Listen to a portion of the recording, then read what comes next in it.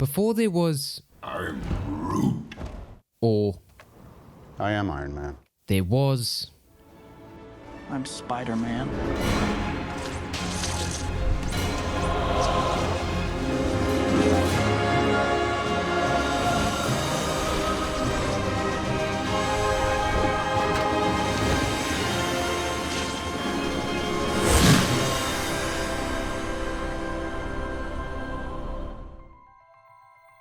Looking at what is revolutionary or good about the original Spider-Man films may not be something new, but there's something to say about the legacy that the original trilogy has left behind. Audiences clearly have a love for all things Spidey. Constant debates as to who is the better Spider-Man light up film forums and social media all year round, with any small bits of news or Easter eggs concerning the character stirring up conversations all over again. Recent speculation over the third MCU outing, No Way Home, starring Tom Holland, has fans eager to see if they'll get the live-action Spider-Verse film they all want. But would we even be at this stage if it wasn't for those original films starring Toby Maguire and directed by Sam Raimi? The trilogy, released from 2002 to 2007, helped to make Spider-Man the cinematic and household name he is today. Marvel has a huge roster of characters, all more popular than ever, but none of them have embedded themselves in pop culture quite like the web crawler. Just as Superman or Batman can exist as recognizable characters outside of comic book media, Spider-Man is the closest Marvel has to a truly standalone character. Despite audiences' love and familiarity for characters like the Incredible Hulk, the X-Men, or the Fantastic Four, the Spider-Man trilogy reigned supreme in regards to box office for years before the MCU began to pave the way. Ever since the character has had a huge brand presence. Fans may wear Captain America t-shirts now, but that wasn't so much the case 15 years ago. It's why 2002 Spider-Man was so important to the character. Just like 1978 Superman inspired a generation and led to numerous other DC characters getting the big screen treatment, Spider-Man did much the same for Marvel. While characters like Blade and the X-Men sparked a newfound interest in superheroes, their comic counterparts were drastically different to those on screen. Their depictions were made to make them look cool and serious and believable, while Sam Raimi managed to infuse his trilogy with those same attributes, but also fun, silliness, and a true origin of the character. Something done so well, later films would be criticised for retreading old ground. In recent years, the MCU has gradually adopted the more colourful and elaborate elements of its characters, but a lot of that feel was here in these original Spider-Man films. Just as Superman the movie embraced the costume, heroics, and patriotism of the character, Spider-Man does much the same, setting the benchmark for what these movies should consist of going forward. Origin films like Batman Begins, Iron Man, and even Deadpool succeed because they make their stories about their self-titled heroes. So how did Sam Raimi manage to sell us the characters of Peter Parker and Spider-Man so well?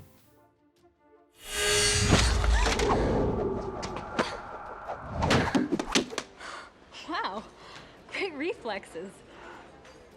Thanks. No problem. More and more films in Hollywood today rely on their big finales to sell you on their characters and their story. The Raimi trilogy, however, started every film with not only an introduction to the world via its credits, but also showing each story from the point of view of Peter Parker. Weirdly, they're the only Spider-Man films to open with our lead actor. In the 2002 film, we see Peter Parker is a down-on-his-luck kind of guy. He's a nerd, a hopeless romantic, and a source of hilarity for those around him. It's what has always made the character so popular. His relatability. Stan Lee famously wanted to create a superhero who, like everyone, has problems, and like most, comes from a humble background. Toby Maguire is a great choice for that. He plays Peter as that quiet kid everyone had at school. He's grateful for what he has, but he also has dreams of more. Unlike Batman, Iron Man, or even other adaptations of the character since, Peter's circumstance isn't set in motion by tragedy or wealth. Even with the character's intelligence, the filmmakers intentionally downplay this part of the character to make him more of a down-to-earth person. He's just a kid from Queens, and the Raimi trilogy is the only incarnation of the story that doesn't introduce us to Peter with any larger scope or ambitions. Those humble beginnings are far more relatable to the majority of the audience, and sells the ascension the character takes, as opposed to Tom Holland's incarnation, who through his association with Stark and the Avengers appears far more privileged. It's another similarity to DC's Superman, who despite originating from another planet and holding godlike powers, Clark Kent still grew up on a modest small-town farm. In the 2002 film, we get the friendly neighborhood Spider-Man, and while Tom Holland's Spidey may make reference to that, we don't really see him save many people, especially in regards to general civilians. Spider-Man should be a crime fighter, the hero you depend on, while many Marvel heroes these days frankly have bigger fish to fry. This is why the lessons and iconic moments of the first film are so crucial. While some could say they are cliche or boring, Spider-Man knows the importance of these moments, especially considering how they will echo on through all three films. They tell us who Spider-Man is and exactly what he stands for, instead of toned-down versions or a hodgepodge of different beliefs. Responsibility. Ben's speech and his imminent death in part due to the actions of Peter are just as important as the death of Bruce Wayne's parents or the destruction of Superman's planet. Remember, with great power comes great responsibility. Not only is this a great line, but it is vital to the character going forward. Our familiarity with it sells Peter's choice in the second movie and anchors how important that lesson from Ben was to the ethos of Spider-Man, something I think has been missing from all our incarnations since. It's pivotal to the character, and while we don't need to see that origin or death each time, a reminder of the core beliefs of Spider-Man summarized in such a perfect way is what makes us understand the conflicts of the character and shows why he does what he does. Greatness, power, and responsibility are all aspects of Maguire's Spider-Man, which his villains hold too, but in a far more chaotic and initially irresponsible way. He's right. Listen. Listen to me now.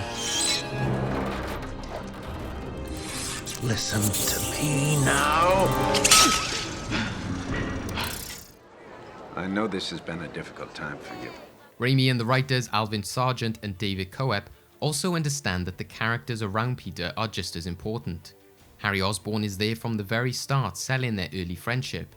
Mary Jane is literally the girl next door, also facing her own problems, but perhaps most importantly are Aunt May and Uncle Ben.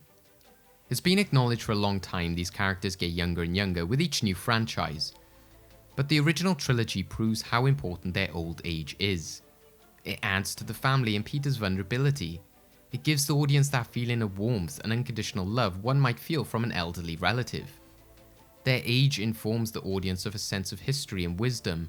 At no point does the film try to make an issue of Peter's parents or even bring up why he lives with his aunt and uncle. The script simply gives us subtle moments to inform us of the situation, furthering the narrative that Peter isn't disadvantaged or immediately special, making the impact of his powers being thrust upon him even greater. But behind every good hero is a good villain, and the same goes for their origins. While some may have issue with the appearance of 2002's Green Goblin, it's hard not to be captivated by Willem Dafoe's performance. The film plays out the origins of both Goblin and Spider-Man at the same time, showing the differences and similarities of these alter egos.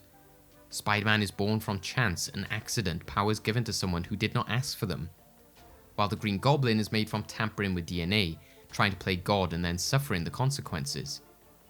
The film doesn't slow down its pace or segment itself into different origins and introductions. Instead, it plays these characters off against each other before they've even met.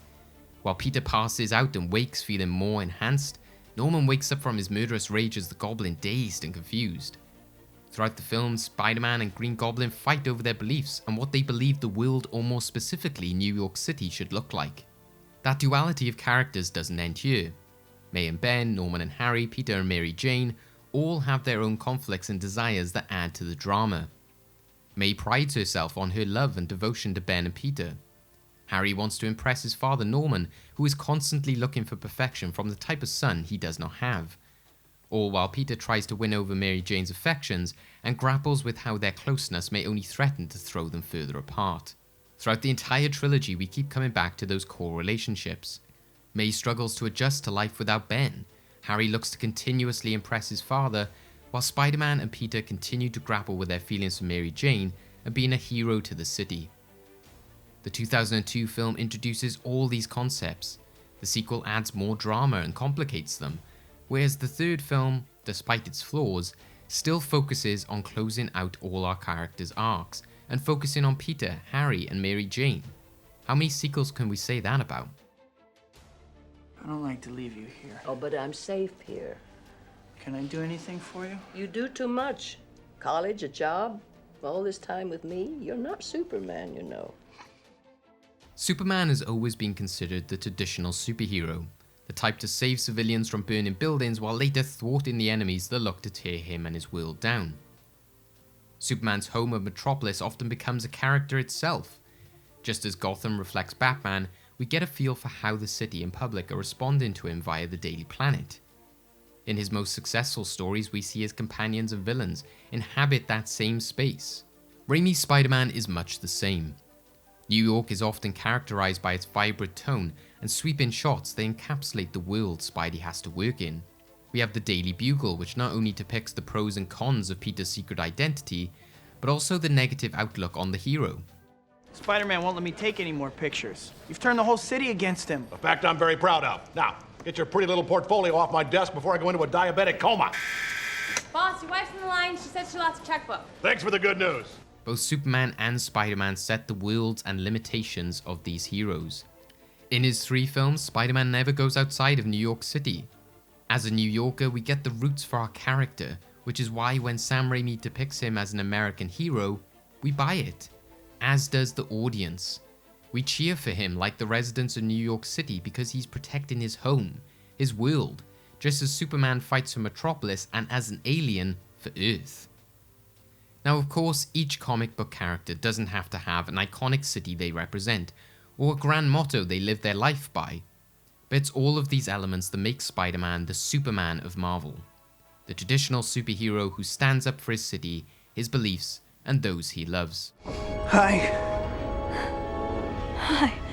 The original trilogy give us drama, adventure, horror, and comedy, all while modern comic book movies try to tackle just one genre. Whether he's in school or using homemade web shooters or not, Sam Raimi set the tone for not just comic book movies going forward, but for all Marvel superheroes. It's why I think of Spider-Man as the first Avenger. He may not technically be that in regards to the universal timeline, but without the character or these movies, we may never have got to where we are today.